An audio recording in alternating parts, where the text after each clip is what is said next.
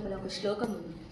త్రివిధం నరకస్యేదం వారం నాశనమాత్మనః కామక్రోధస్తదా లోభః తస్మాదేతత్రయం త్యజేత్.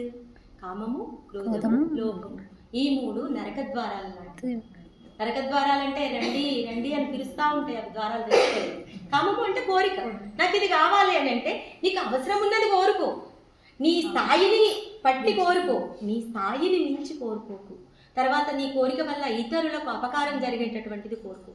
అట్లాంటి కోరికలు కోరుకుంటే నరక ద్వారం లోపలికి వెళ్ళినట్టే. అట్లాంటివి నువ్వు త్యజించు. కామము, క్రోధము, లోభము అనేటటువంటివి త్యజించు. వాటి వల్ల నువ్వే నష్టపోతావు, నువ్వే చివరికి నాశనం అయిపోతావు అని ఈ శ్లోకం ద్వారా చెప్పింది.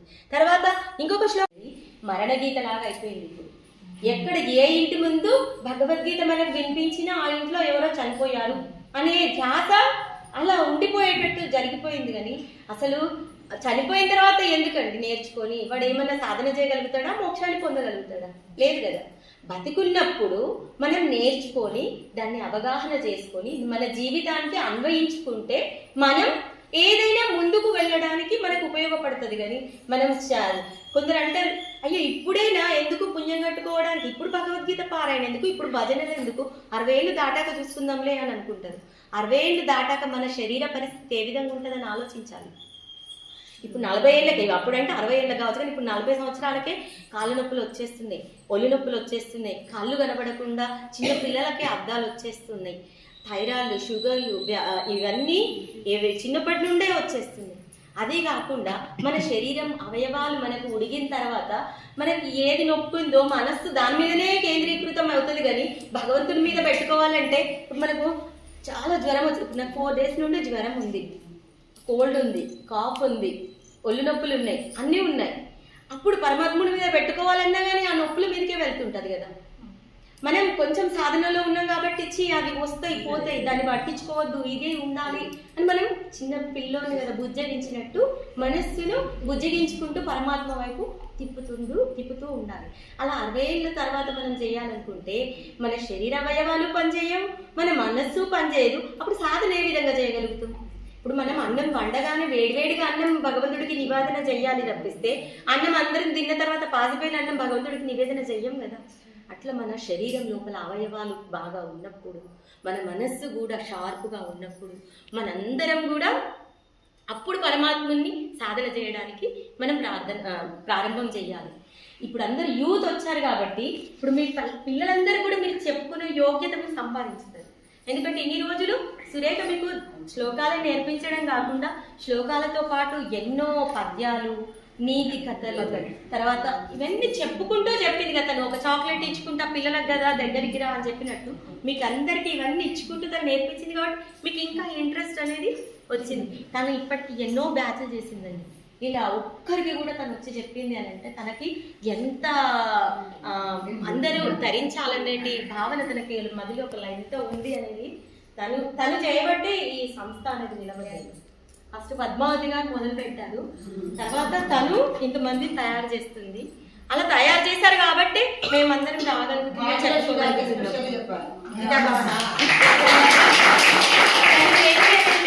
షెల్టర్ ఇచ్చారు. ఇంతమంది రావాలంటే దేవస్థానంకి వెళ్ళినా ఎక్కడికి వెళ్ళినా కానీ అందరికీ కూడా పాసిబుల్ కాదు, కొన్ని రోజుల లోపల మనం వెళ్ళలేము. ఇక్కడ తను ఒక షెల్టర్ ఇచ్చింది కాబట్టి 8 ఉపనిషత్తులు అనేటటువంటి తోట ఉందట. ఆ తోటలో రకరకాల పూలు పూస్తాయట. ఆ రకరకాల పూలన్నీ తీసుకొని కుచ్చి ఒక మాల చేస్తే అదే 700 శ్లోకాల యొక్క శ్రీమద్ భగవద్గీత. అంటే 100 ఉపనిషత్తు సారం మొత్తం పూలు లాగా పూస్తే ఆ పూలను గుచ్చి 700 శ్లోకాలు చేసి ఆ పరమాత్ముడు రచించినటువంటిదే 700 శ్లోకాల యొక్క శ్రీమద్ భగవద్గీత. అట్లాంటి గీతను మనం నేర్చుకుంటున్నాము అని అంటే పరమాత్మునికి ఎప్పటికీ సహస్రదా మనం వందనాలు సమర్పించుకుంటూ ఉండాలి, కృతజ్ఞత చెప్పుకుంటూ ఉండాలి. ఒక క్షణంలో ఏం జరుగుతుందో తెలియదు, ఇటున్న గాలి అటు పోతుందో తెలియదు, అటు కోమాలో ఉన్నవాడు మంచిగా అవుతాడో కూడా తెలియదు. దానికి ఉదాహరణ ఏంటంటే 2 పావురాలు ఉంటాయి. 2 పావురాలు చెట్టు మీద 2 మాట్లాడుకుంటూ ఉంటాయి. మాట్లాడుకునేటప్పుడు సడన్గా పైనుండి ఒక డేగ వస్తుంది. డేగ పావురాలను తినేయడానికి వస్తుంది. ఇది కిందికి వెళ్ళిపోదాం అనుకునేసరికి వేటగాడు బాణం పట్టుకొని పావురం వైపు చూస్తుంటాడు. ఆ రెండు ఎంతో అన్యోన్యంగా ఉంటాయట పావురాలు. ఆ రెండు మాట్లాడుకుంటుంటాయట, మనకి ఇంకా అయిపోయింది, మన సమయం వచ్చేసింది, యమపురికి పంపేస్తారు, పైకి వెళ్దామంటే డేగ ఉంది, కిందికి వెళ్దామంటే వేటగాడు ఉన్నాడు అని ఇద్దరు ప్రాణం మీద మొత్తం ఆశ వదులుకొని ఉన్నారట. ఒక క్షణం లోపలనే వేటగానికి ఒక పాము వచ్చి కుట్టిందట. కుట్టగానే బాణం గురి తప్పి డేగ దారిందట. పైన డేగ చనిపోయింది, కింద వేటగాడు. అంటే అపాయం అనేది తొలగిపోయింది, రెండు పక్షులు ఫ్రీగా ఎగిరిపోయింది. అంటే ఒక క్షణం లోపలనే అవి చనిపోతాయి అని అనుకున్న క్షణం లోపలనే చూడు, ఆ వేటగాడు చనిపోయిండు, ఆ డేగ చనిపోయింది. అంటే దీనివల్ల మనం నేర్చుకోవాల్సిన నీతి ఏంటి అని అంటే, చాలా మంది ఎంతో కష్టాలలో ఉంటారు అనుకో, ఇంకా అయిపోయింది, నా జీవితం అయిపోయింది, నాకు ఎప్పుడు ఇంకా మంచి జరగదు, ఎదుటి వాళ్ళకే మంచి జరుగుతుంది, నాకెప్పుడు మంచి జరగదు అనుకునే వాళ్ళు చాలా మంది ఉంటారు.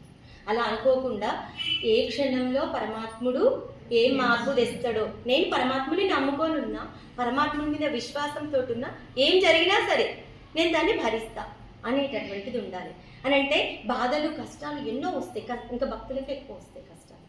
దానికి ఉదాహరణ ఏంటి అని అంటే, కారణం ఎవరని చెప్పుకున్నాం, మందర. అదే అరణ్యవాసం లోపల సీత లంకకు చేరడానికి కారణం ఎవరు, శూర్పణఖ. అంటే మందర వల్ల ఈర్ష, మా భరతునికే రాజ్యం రావాలనేటటువంటి ఈర్ష. అదే అక్కడ శూర్పణఖకు ద్వేషం. ఏంది అని అంటే, సీతమ్మ చాలా అందగత్తి, తర్వాత సీతమ్మను మించిన అందం రామయ్యకు, రామయ్యను మించినటువంటి అందం సీతమ్మ. రామున్నట పుంసా మోహన రూపాయ పుణ్యశ్లోకాయ మంగళం అనేది మనం వాడుకుంటాం కదా. అంటే పుంసా మోహన రూపాయ అంటే పురుషులకే ఆలింగనం చేసుకోవాలి అనేటటువంటి అందం ఉందంట రాముడికి. అందుకే మునులందరూ రాముడిని అడిగారట, రామ మేము నీ ఆలింగనం ఇవ్వయ్యా మాకు అని అడిగితే, ఈ జన్మలో అది రాదు, వచ్చే జన్మలో మీరు ఏది కోరుకున్నారో అది మీకు నేను ప్రాప్తించేటట్టు చేస్తా అంటాడట. అందుకే శ్రీకృష్ణుడిగా భాగవతం మనకి ద్వాపర యుగం లోపల శ్రీకృష్ణుడిగా అవతరించినప్పుడు ఈ ఋషులందరూ గోపికలాగా పుట్టి, అప్పుడే ఆలింగనము అంటే ఏంది, మామూలుగా హగ్ చేసుకోవడం కాదు, అంటే పరమాత్మ నుంచి ఎడబాటు లేకుండా ఉండడము. అంటే పరమాత్మ వేరే నేను వేరే అనేటటువంటి భావం ఉండదు, పరమాత్మనే నేను అనే భావన. అందుకే రాధ, ధారాయుతమైనటువంటి ప్రేమ రాధ. అందుకోసం పరమాత్మ వేరే నేను వేరే అనే భావన లేకుండా ఉండాలి అని కోరుకున్నారట. అట్లాంటి అందం రాముంది. ఆ అందాన్ని చూసి మోహించింది ఎవరు, శూర్పణఖ. అందుకే రాముని దగ్గరికి పెళ్లి చేసుకో అని అడిగింది. అడిగితే రాముడు ఏమంటాడు, నాకు పక్కన భార్య ఉన్నాడు, నా ఎదురుగా నా తమ్ముడు ఉన్నాడు, తమ్ముని చేసుకోవాలని పంపిస్తాడు. పంపిస్తే లక్ష్మణుడు ఏమంటాడు, అరే రే నేను వాళ్ళకి దాస్యం చేస్తున్నా, నువ్వు నన్ను పెళ్లి చేసుకుంటే నువ్వు వాళ్ళకి దాస్యం చేయాలి, అన్నేం చేసుకున్నావు అనుకో నువ్వు రాజులాగా రాణిలాగా టీవీగా ఉండొచ్చు అని లక్ష్మణుడు మళ్ళీ రాముని దగ్గరికి వెళ్ళమంటాడు. అంటే ఆడుకున్నారు అన్నదమ్ములు ఇద్దరు, అక్కడికి వెళ్ళు ఇక్కడికి వెళ్ళు. ఇంకా కోపం వచ్చేసింది తనకి కోపం వచ్చి, రాముడు పక్కకు సీతమ్మ ఉన్నది కాబట్టి నన్ను చేసుకుంటలేడు అని సీతమ్మ మీద ద్వేషం అనేది కలిగి ముక్కు చెవులు లక్ష్మణుడు కోసిన తర్వాత రావణాసురుడి దగ్గరికి పోయి తను జరిగింది చెప్పలేదు. ఏం చెప్పింది, నాకు రాముడు నచ్చిండు అందుకోసం అని చెప్పేసి చేసుకుంటా అంటే నాకు ముక్కు చెవులు కోసిందని చెప్పిందా, లేదు.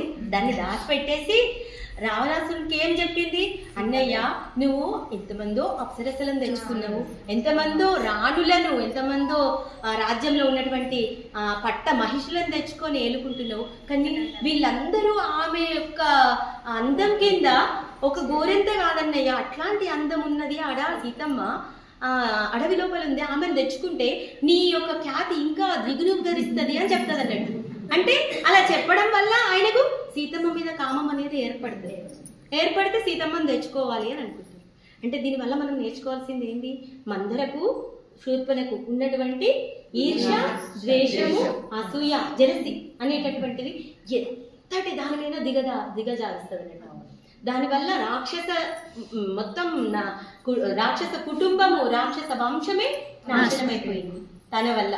తనకు దక్కని సీతమ్మకు దక్కద్దు అనేటటువంటి జలసి వల్ల రాక్షస వంశం మొత్తం కూడా నాశనం అయిపోయింది. మనం కూడా షాపింగ్కి వెళ్తాం అనుకో, ఒకటే వస్తువు ఇంకొక ఆమెకు నచ్చింది, మనకు నచ్చింది, మనం తీసుకోవాలని అనుకుంటాం, ఆమె తీసుకోవాలని అనుకుంటుంది, గొడవ పడతారు. పడ్డ తర్వాత అదే కొంచెం స్మూత్గా మనస్తత్వం ఉన్న వాళ్ళంటే సరేలే మీరు చూసిన కదా మీరు తీసుకోండి అని ముందే అన్నది అనుకో, వాళ్ళకి ఏమనిపిస్తుంది, పాపం మెతక ఉన్నట్టుంది, నన్నే తీసుకోమంటుంది అనుకుంటే అని అంటది, సరేలే మీరే తీసుకోండి. అంటే మన మాటతోటి మనం కత్తెరలాగా ఉండద్దు, సూదిలాగా ఉండాలి. కత్తెర ఎప్పుడు కట్ చేస్తూనే ఉంటుంది, అంటే మనస్తత్వాలను విడగొడుతూనే ఉంటుంది. సూది ఎప్పుడు కలుపుతూనే ఉంటుంది. మన మాట వల్ల ఇతరులను మనం మంచిగా ప్రేమతోటి ఉన్నాం అనుకో, వాళ్ళు కూడా మనం ప్రేమిస్తాం. మనం లోపల ద్వేషం పెట్టుకొని మీదికి ప్రేమగా మాట్లాడినా కానీ ఒక రోజు కాకపోతే ఒక రోజు బయటపడుతుంది. అప్పుడు తెలియదు, కానీ తర్వాత మాత్రం బయటపడుతుంది. అందుకే అందరితోటి కూడా మనం స్నేహంగా ఉండడానికి ప్రయత్నం చేయాలి. దాని తర్వాత అంటే శరీరం యదవాప్నోతి యచ్చాప్యుత్క్రామతీశ్వరః తద్గృహీత్వైతాని సంయాతి వాయుర్గంధాని వాసయాత్. అంటే ఒక పుష్పము ఉంటది కదా, దాని లోపల ఉన్నటువంటి మకరందాన్ని, సుగంధాన్ని తేనెటీగలు వస్తాయి, తీసుకెళ్తాయి. దేని ద్వారా? గాలి ద్వారా, వాయువు ద్వారా ఆ మకరందం అనేది పోతుంటుంది. అట్లనే మన యొక్క శరీరం పుష్పం లాంటిది. అట్లాంటి పుష్పం లోపల మనస్సు, తర్వాత మన ఇంద్రియాలు 5, జ్ఞానేంద్రియాలు 5, ఈ 6 మాత్రము తీసుకొని వెళ్ళి వేరే శరీరం లోపల పెడుతుంది. ఈ జీవాత్మ అనేటటువంటిది ఈ శరీరం నుండి వెళ్ళిపోయి మనం ఏం చేసుకున్నామో కర్మానుసారం, మన కర్మ ఫలానుసారం ఎట్లాంటి శరీరం ప్రాప్తిస్తుందో ఈ జీవి వెళ్ళి ఆ శరీరంలోకి వెళ్ళిపోతుంది. అంటే ఆ పువ్వుని వదిలిపెట్టి ఆ మకరందం ఏ విధంగా తేలిగ్గా వెళ్ళిపోయిందో ఈ శరీరాన్ని వదిలిపెట్టి జీవాత్మ ఆ విధంగా తేలిగ్గా వెళ్ళిపోయి ఇంకో శరీరం దాలుస్తుంది. అంటే దీని అర్థం ఏంటి మనం తెలుసుకోవాలి. ఈ శరీరం నేను అని అనుకుంటున్నామా, అనుకుంటలేమా? అనుకుంటున్నాం కాబట్టే ఈ శరీరాన్ని ఇంత ప్రేమించగలుగుతున్నాం, ఈ శరీరానికి సుఖం ఉండాలని కోరుకుంటున్నాం. అసలు శరీరమే మనది కాదని తెలుస్తుందా లేదా? అంటే మనం ఏమనుకుంటాం, పూర్వజన్మలో ఏం పాపం చేసిందో ఇప్పుడు కష్టాలు అనుభవిస్తున్నా అని అనుకుంటాం కదా. పూర్వజన్మలో ఈ శరీరం ఉందా? లేదు. ఆ జన్మలో ఏ జన్మ ఎత్తినమో కూడా తెలియదు. కానీ అనుకోకుండా మనం ఆ జన్మ ఉంది అని ఒప్పుకుంటున్నామా, ఒప్పుకోవట్లేదు. అంటే ఈ శరీరం మనది కాదని అప్పటికే మనకు తెలుస్తుందా లేదా? పూర్వజన్మలో ఏం చేసినామో అది అనుభవిస్తున్నాం అనేది చాలా మంది వాడతారు అంటే పూర్వజన్మలో ఈ శరీరం ఉందా మనకి? లేదు అన్నప్పుడు పూర్వజన్మలో లేదు, ఇప్పుడు నేనున్నానంటే ఈ శరీరం నాదా కాదా? కాదు కదా. లాజిక్ మనం అదే ఆలోచించాలి. శరీరం మనది కాదు అన్నప్పుడు శరీరం మీద మనం దేహాభిమానాన్ని వదులుకోవాలి. అంటే అహంకారం మమకారాలను వదులుకోవాలి. ఒక తేనె చుక్క అక్కడ పడ్డదనుకో, తేనె చుక్క చుట్టూ చీమలు వచ్చి చేరుతాయి. నేను అనేది ఒక్కటి ఉన్నదనుకో, నాది, బట్టలు నాది, బంగారం నాది, ఇల్లు నాది, పిల్లలు నావి, ఇక్కడ ఉన్నటువంటిది మొత్తం నాది, ఈ భవనాలు నాయి, ఈ పేరు ప్రఖ్యాతలు నాయి, ఇవన్నీ నావి అని అనుకుంటున్నాం. అంటే నేను అనే తేనె వచ్చి ఒక్కటి ఉందనుకో, నాది అనే చీమలు ఎన్నో వచ్చి చేరుతాయి మన చుట్టూ. అందుకోసం నేను అంటే అనుకోవాలి, ఏమనుకోవాలి? నేను అంటే పరమాత్మని, నా లోపల ఉన్నటువంటి పరమాత్మని నేను అని అనుకోవాలి. దీనికి ఎగ్జాంపుల్ ఏం చెప్తానంటే